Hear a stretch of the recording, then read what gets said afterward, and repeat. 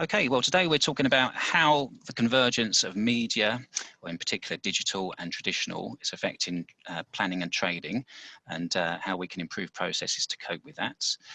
Before I introduce our panelists, I just want to say that MediaTel's policy is obviously one to try and encourage diversity on all our conferences and panels. It's been a little bit difficult during the lockdown, so the conference today might be a little less diverse than it is normally, but I hope you'll forgive us for that. And so I'm delighted to welcome here today, we have Rhys McLachlan, who's the Director of Advanced Advertising at ITV, and very recently appointed to that role.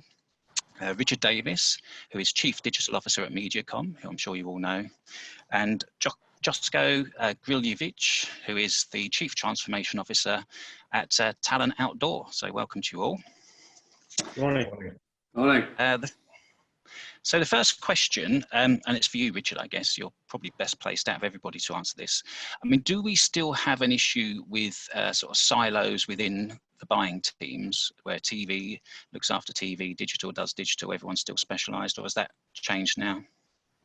I think, as you say, there's two questions. One, I guess, strategically, and then second, operationally. And I think what we're seeing is operationally more and more moves towards console-based, automated sort of buying. So the challenge really is how do we make sure that the people who are thinking about how they plan and how they talk to clients can translate that activity into sort of more system-based activation. So there is still some silos, but increasingly we're seeing more media made available programmatically, and therefore a operational move to more digital-based trading. Okay, and in terms of the strategic teams, are they still specialised around their media? I presume they are. Oh, no, so strategy and planning, I guess, works across the full client spectrum. So how do we make sure we're effective and efficient for clients? The challenge is how do we make sure we can translate that back into the new and more modern ways of buying? Okay, and one of the outcomes from the COVID crisis has been that TV in particular has benefited in terms of audiences. I mean, radio, no doubt, but if the world ends up that TV keeps large audiences, and there's no necessarily data that it will, but let's suppose it was a few percent up, you could get more of your audience through one media. Would we still need to worry so much about multi-channel marketing? I mean, Richard, you go first. I think absolutely we do. As you say, I think, you know, the way people have been consuming media in the last 6, 8, 10 weeks now has changed dramatically. A lot of people obviously say TV, but a lot of people on social platforms, YouTube, Facebook, these sorts of things as well. So our ability to execute across multiple screens and multiple platforms has never been more important. Okay, so even if 10% ended up, TV ended up 10% higher, you could get right up to a sort of, you know, say a much higher audience penetration with good cost per reach. You would still need the same amount of other media to sort of mix in with that.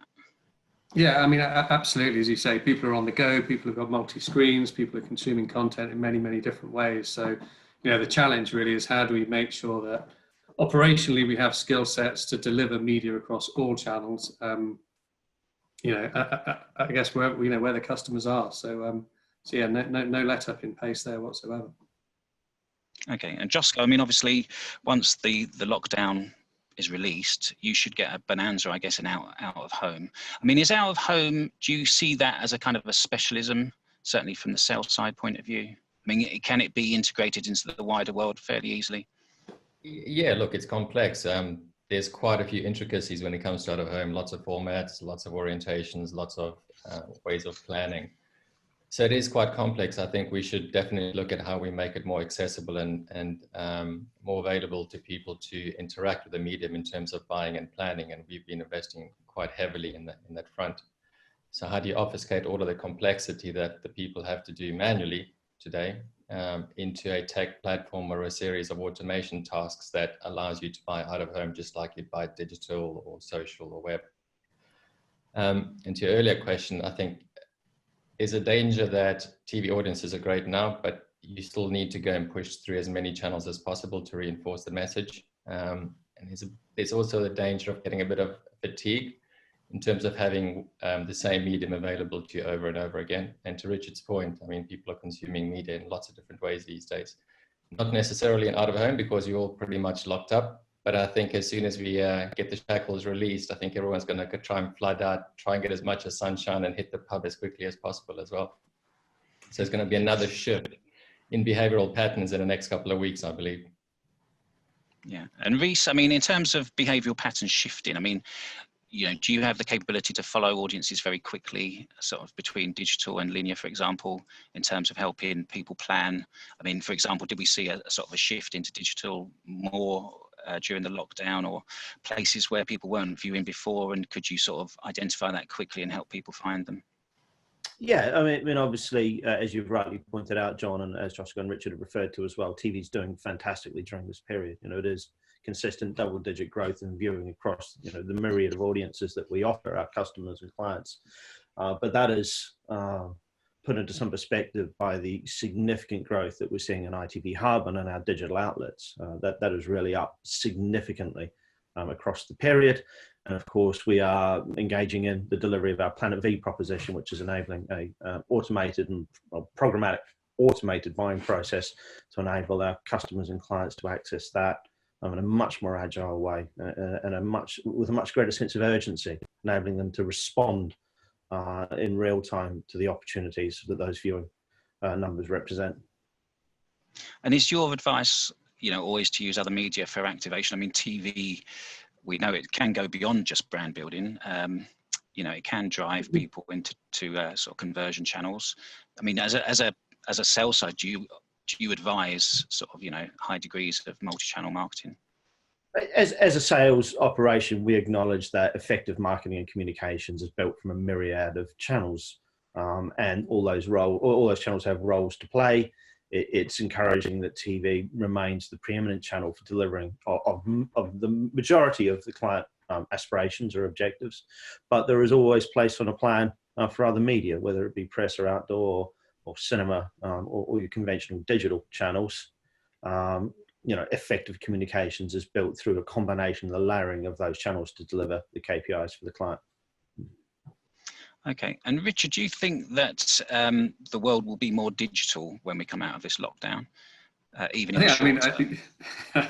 I think invariably it is. Just you know, even if you look at your own door and the amount of deliveries coming through from Amazon, I think everyone has suddenly become far more accustomed to using technology in their personal lives as well as their working lives. We were talking before about my mother and father now use online banking. They use, you know, WhatsApp for video calling. So just general adoption of technology, I think in 10 years, you know, in 10 weeks has probably done what probably would have previously taken 10 years. So generally, I think people are just becoming far happier using technology.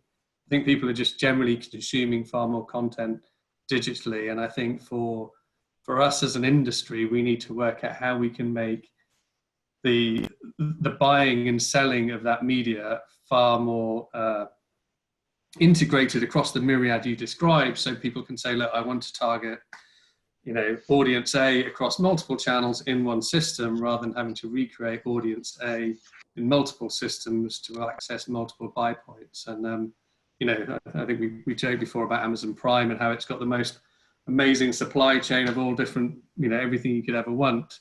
You kind of wonder what you know, how would that work in the media world? How could we have a Prime button for media buyers that meant you could buy the TV, or you could buy the outdoor, that you can assemble the campaign around a customer rather than assembling a campaign around different media outlets. And I kind of think that will just go faster and faster.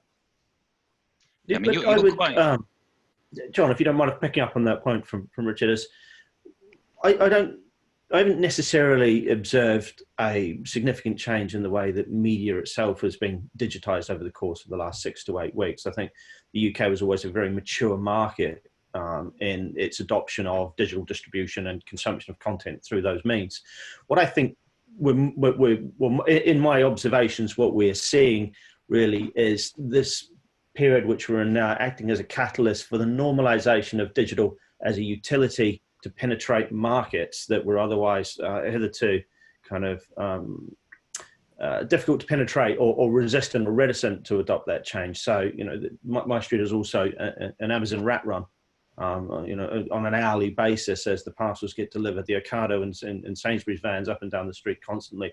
So it's actually, you know, in my interpretation, a swathe of the population, our community, that weren't au fait with using delivery services and using the digital options for delivery services, the communication services, the normalization of this form of communication between not only work colleagues and partners, but also families.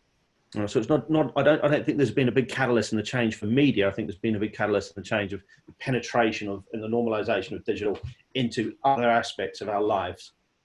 Yeah, and I think just to build on that, Rhys, I think the whole self-serve thing, you know, the competence and confidence with which we now buy things as consumers, I think, again, we should see that translate into how we work in our working lives. And so, you know, we're doing lots and lots at MediaCom at the moment just to keep upskilling our people on, you know, the more programmatic, system-based, console-based ways of working, because invariably, you media guys are going to make your inventory available more and more readily, more and more immediately in that way. And I think, yeah, I mean, that's just going to continue at a great pace. So, yeah, I think heavy digitalization of the industry, and I'd probably argue consumption too, but that's one for another day, and hopefully over a pint, maybe down the pub.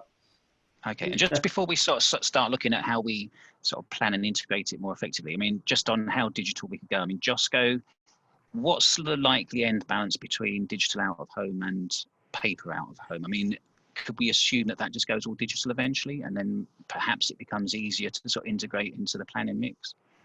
I don't think you'll see all the paper going to digital. I think you'll see digital growing quite rapidly, especially around the fact that it's a lot easier to get content created and pushed out to digital without having to do manual bits around printing and posting of the packaging and having people put the posters up. I mean, there's been the fundamental shift, especially now with people are locked down and can't get outdoors. You're seeing a lot more people looking, how do I convert some of those paper sites to digital? But I can't foresee where all of paper is going to become a digital screen anytime soon. The proportion will definitely shift. So that's in how you advertise the medium. I think the other big change is going to be, how do we link the supply, demand, and the buy side in an automated digital ecosystem where a lot of those manual tasks actually become algorithms and automated workflows and measurement and attribution, all part of the ecosystem, where it's been very fragmented up until now. So just for case in point, to do a campaign these days, or paper one might take you anywhere 3 to 4 weeks to plan it and get it posted out. And we know through some of the things that we've been building over the last 2 years, we've been be able to take the planning aspect of that down from 1 to 2 weeks. In less than an hour, we can get a campaign planned and bought with the media owners for those that have the API capability. So it's that shift. It's not just about the paper to digital. It's also, how do I actually plan a campaign effectively? How do I buy it in real time or near real time? And then how do I get the content traffic to those screens, whether they be paper or digital, so that somebody who wants to activate a campaign very quickly can do it within hours, as opposed to having to wait weeks, as we've had to do so previously. And if you can solve that bit, is then how do I then take out of home, which is traditionally been quite complex and fragmented, and put it in front of people who used to buying digital or TV or media, where it just becomes another part of the flow in activating audiences and getting campaigns out the door. Okay, and you have introduced a console, haven't you? An automated console for self-buying, if you want. We've done two. We've done an audience inside one, which we've been helping quite a few other clients out there understand the patterns and behaviors since COVID hit, and how retail and roadside and those behaviors have been shifting. So we've been using that quite effectively to optimize based on behaviors. There's the automated buying piece, which we've integrated with the media owners to help people and our planners actually plan and buy campaigns. And there's another piece where we pulled those two together, which we're going to be launching very soon, that allows people to buy digital out of home, not programmatically, because we're not doing RTB, but it also allows them to buy it near real time, automated with the full flow, i.e. planning, buying, audience activation, and accountability on the back end of it, which has been really, really, really hard to do, because you've almost had to do these as separate processes by different teams with a lot of inside knowledge on how to do this properly. So we've taken all of that knowledge, put it into code, automated a lot of those flows, and then said, right, people who are really good at planning, you do the planning bit, and then use the technology to activate this at at pace, which we haven't been able to do before. And we've been changing not our business, because remember, we have to change our cultures and our behaviors to get people to accept digital, but we also have to then change the entire ecosystem. Media owners have to be on board. Agencies have to be on board. The rest of the specialists and planners and creative agencies all have to come into the mix, because if you don't, you end up with that fragmented space again. Quite a challenge. Yeah, so Rhys, I mean, what are you doing to make it easier for people to sort of plan and buy in a more hybrid world where there's more, still got a large chunk of traditional, linear in your case, and more digital? So firstly, linear, which is the behemoth that drives the business. There's been a significant rewriting of the rules around A/B deadlines, a much greater tolerance for campaign changes, and what were traditional penalties that were applied in this space. For example, we're allowing clients to book week by week for linear activity, which is unprecedented in the world of television. And then, of course, there are an increasing amount of digital activity through the substantial audiences we have in the hub, and they're being accessed, by those buyers in a real-time basis and planned and bought through the conventional channels. I think one of the problems that we are grappling with as a television business is we can't move to a fully agile state like many of the US-based businesses, digital businesses can, on account of the value chain that we need to support. Typically, we're producing content up to 12 months out from the point of transmission, but that means we have to put the money down now for cast and crew and all the production facilities. So we have to run a financial model that has a degree of surety around revenue and income, so that we can ensure that we are paying ahead for the raw assets that drive the television industry. But it's pleasing, and the signs are very encouraging, that over the course of the last couple of months, that the entire TV industry has moved to a more agile, more real-time, more dynamic type planning and buying model versus the anchored possession which it had prior to this situation. Okay, and Richard, I mean, presumably you accept the sort of the basics of TV financing, that there can only be so much flexibility. I mean, is there anything more that you would want to see from TV that would make your life multi-channel? 100%. MediaCom is a huge user of TV for all of our lifestyle and indeed outdoor. I think the other thing, the interesting build, as you say, is making the content available programmatically or systematically. I think is really important. But I think the automation point that Josko talked about, I don't think we've built algorithms yet to sort of build big brands. We've sort of built that more, I guess, in sort of human thinking. So a lot of the great algorithms that work in maybe Google or Facebook are great at continuously optimizing to find people in market. I think we've sort of got to build there's a lot of distance to go in how we build that sort of rigor into automation for how we build big brands. Because I don't think those coordinates sort of exist in a optimized to this or optimized to that. We're kind of optimizing to long-term brand building, and that's quite a different skill in terms of building algorithms to optimizing to, a sale tomorrow or an increased basket value. So I think that needs to change. I think the idea as well with clients that they're kind of always on. So rather than sort of new campaign next month, essentially we want to be building audiences in the system, delivering that to customers, and then just flexing while we're on air. So a bit more of this, a bit less of that, rather than new campaign. Each period is a new campaign, but essentially it's a kind of a repetition of what was done before. So I think the way clients budget should allow us to approve longer time, and then allow us to optimize campaigns in real time, and increase bids for major peak shows or major programming, but essentially have that in transit, all in a system whereby people can tweak the dials when the campaign's live, rather than loads of time, set a campaign up, bring it down, start again. Campaigns should be running and should be optimized in real time. Okay, and looking at the whole media picture, so all channels that you have to buy across, I mean, what would there be like one single thing that you need that would make holistic planning, trading much easier for you? I mean, what would it be, the sort of magic bullet, if you like? I mean, there's a lot. Effectiveness is obviously the most important thing. Clients will not spend any more money with us if we can't make those campaigns effective, and effective has a a long-term effect and a short-term effect. So I don't, I think the measurement world's got to move fast to catch up with the American West Coast brands that have come in. A standard supply would be amazing. As you said, we get different supplies, different cuts of audience from different vendors and slightly different systems and slightly different ways. So you don't have a total read across. And then you're back to how many systems do you have to use, or how many phone calls or faxes do you have to make to get that activity live. So, I think the industry is ripe for disruption, and I guess getting that supply side super organized, getting the buy side organized, and that way we can really deliver on audiences rather than campaigns. Okay, and just go. I mean, what would it take, do you think, for us to have a much better sort of integrated, holistic view of all media buying and planning?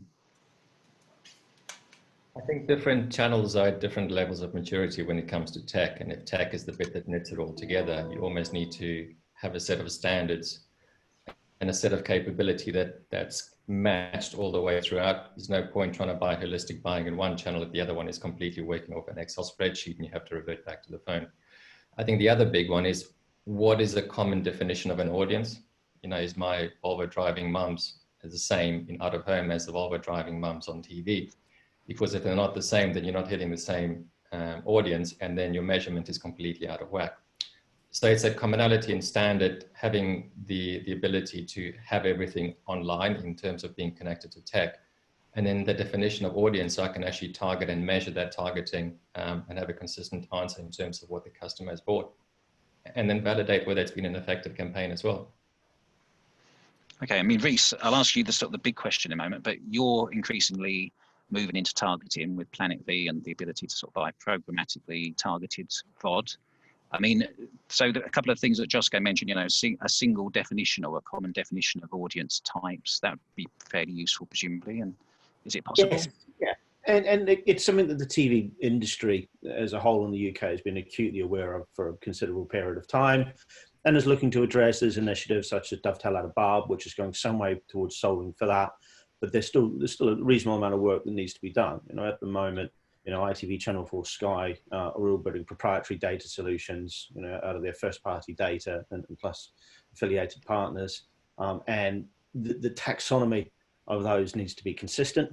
The methodologies and the models that underpin them need to be consistent. We need to solve for our channel opportunity for addressing the Rosetta Stone challenge, which will enable customers such as Richard to be able to plan across Josko Mine, in all the channels holistically.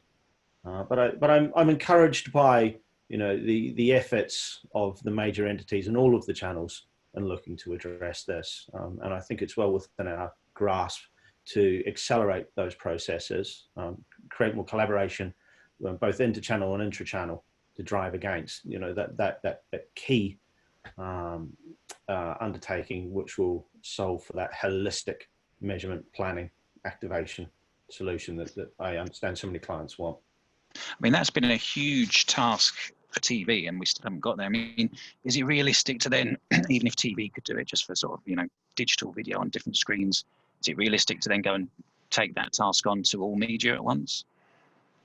Well, crawl, walk, run, but yeah, why wouldn't that be the aspiration? And I think it's incumbent upon the collective industries in the UK and the bodies that represent us to look at collaborating. United we stand. Thinking this is a fantastic advertising economy that we work in the UK, and it should be incumbent upon us to both preserve the integrity of that through our efforts to find common data solutions or common currency solutions, as well as promote the efforts that we're making to deliver against that. I mean, is there anything out there, and this is to all of you really, but let's start with Richard, is there anything out there that really impresses you in terms of efforts to kind of make media more holistic in terms of planning and buying, whether they're collaborative or sort of single company initiatives, perhaps thinking about measurement in particular, or those, those kind of things? I mean, Richard, anything you look at and think that would work? Well, I think there's a couple of things in there. It may not be the answer to the question. I think that operationally, it's really important, as you say, as everyone gets squeezed for efficiencies, to organise the sort of the buy side, the supply side, and how that's done. But what we don't want to get away from is popular culture, how we build brands, creativity, and how we can make sure that all our brands live differently. And some of the ITV content is just fantastic and an absolute must see, and some of the best partnerships and some of the best relationships will always be built kind of off the grid and off the system and kind of push into popular culture. So I think we're not sort of trying to just drive boring normalization into the industry where everything's traded on a kind of almost procurement basis. We still media needs to populate popular culture, and our brands need to be there and entertaining our clients. So I think that's really important. I think we haven't really focused on that at all today.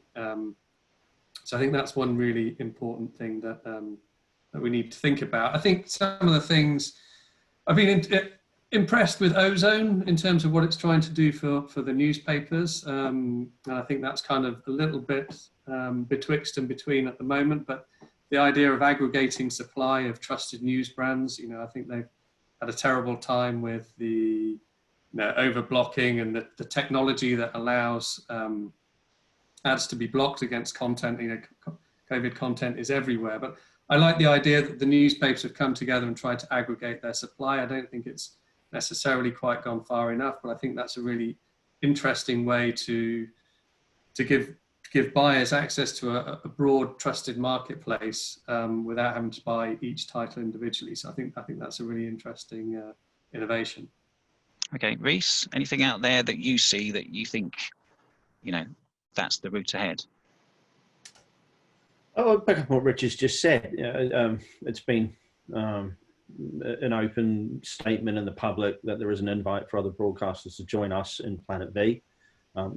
We are committed to building an ecosystem by and for the television industry in the UK. And from the very top down of my organisation, those invites have been extended to other participants to look at joining that. I think once we can start to create a cohesive approach that is centralised on a common technology layer that uses consistent data standards and application of those data segments, then we're going a long way towards solving for the challenges that we as an industry have to address before we get massively disintermediated by those West Coast tech giants looking to come in and eat our lunch. Okay, and Josco, looking across the whole market or your particular part of it, do you see something out there that's the building blocks for completely unified, holistic buying? Out of home is coming together to adopt a common standard. So open direct, so at least when we talk about how we buy, how we sell, and how we amend, we're talking the same language. So it's making things a lot easier for us. I'm impressed by people who keep on driving really good, wacky content. I mean, it's time to be brave. So experiment now. Try as much as possible, see what flies, see what sticks, what doesn't. And then just for me, obviously being the techie, is how do I drive more tech adoption? How do I change the behaviors of, over the last 20, 30 years to shift people from using what they've done into looking at new avenues for doing things. And I'm just going to be biased. I mean, some of the things that we've been doing, we've gone out on a limb when we're building these things, and it's proving quite effective for us. And we're hoping that by pulling it together, polishing it over the next couple of weeks, we'll have something which is going to make out of home a lot more accessible to buyers that haven't traditionally engaged with us at all. So hopefully I'll be impressed with something we've built. Okay. So last question, and this is a quick fire round really, and this is just the extent to which humans will stay in control as algorithms and software become more powerful. I mean, is it fair to assume that a media allocation, the big decision on where you shift your media and how much you give to each channel, it will always be a human doing that? I mean, start with Richard and then go around to Rhys and then finish with Josco. Yeah, I think so. I mean, we talked about effectiveness and efficiency earlier and sort of fast and slow data. I don't think we're going to have econometricians or, replaced by systems sat there bidding. You've got to kind of take the best of the fast and the slow, and, you need, the whole brain really, the creative side, the rational side to plug these coordinates into systems. And at the moment, I think there is just a talent gap in terms of mapping everything we've learned in the industry over the last 34 years into kind of systems which are, you know, quite clunky still, not too intuitive, and certainly not universal. So yeah, you know, you need a whole brain approach, and you need to be able to translate that whole brain thinking into a systematic enterprise. Okay, Rhys. I couldn't agree more. You know, advertising is a business of culture, and culture is people. And I've been really impressed by how so many people have adapted and iterated to be effective during the course of this lockdown. And I think as we move forward, as the systems get smarter, the prevalence of data and the accuracy of that data gets better, I think we will have smarter people making better decisions, led by the insights that can be extrapolated from that data. But it will always be a mix of art and science, and it will always have people at the heart of it. Okay, Josco. Totally agree. It's got to be a man and machine combination. My worry with algorithms, as much as I love them, is if they get really complex and people stop understanding them, when things go wrong, you won't even know they've gone wrong, and then we're in for a world of pain. So you've still got to have people at the center of all of this, because it's about relationships, culture, and everything that Rhys and Richard have said. So it's what's the right balance between allowing a machine to do some of the rudimentary things, or some of the things we don't want to do as humans, and how much do you allow the human to do to make sure we get the best of both worlds? Okay, great. All right. And how much do the interfaces, I think the other thing is, how much do the interfaces, you know, allow you to do that? You know, all the time, we're trying to train people on the new system, the new Facebook update, the new Google update, the new Amazon update, the new DS. You know, there are just lots and lots of systems, and you know, typically people who are very systems biased, you know, maybe right brained versus left brainers, you need that blend of people. And you know, if the brightest thinkers can't translate that, I think you called it the Rosetta Stone, Rhys, into the systems in sort of natural language, then you know, things are always going to jar. So yeah, you need the best of both. Yeah. Okay. Well, let's end it there just because of time. But thank you all very much for your time today. It was really insightful and great to see you all. Thank you, John. Thanks, John.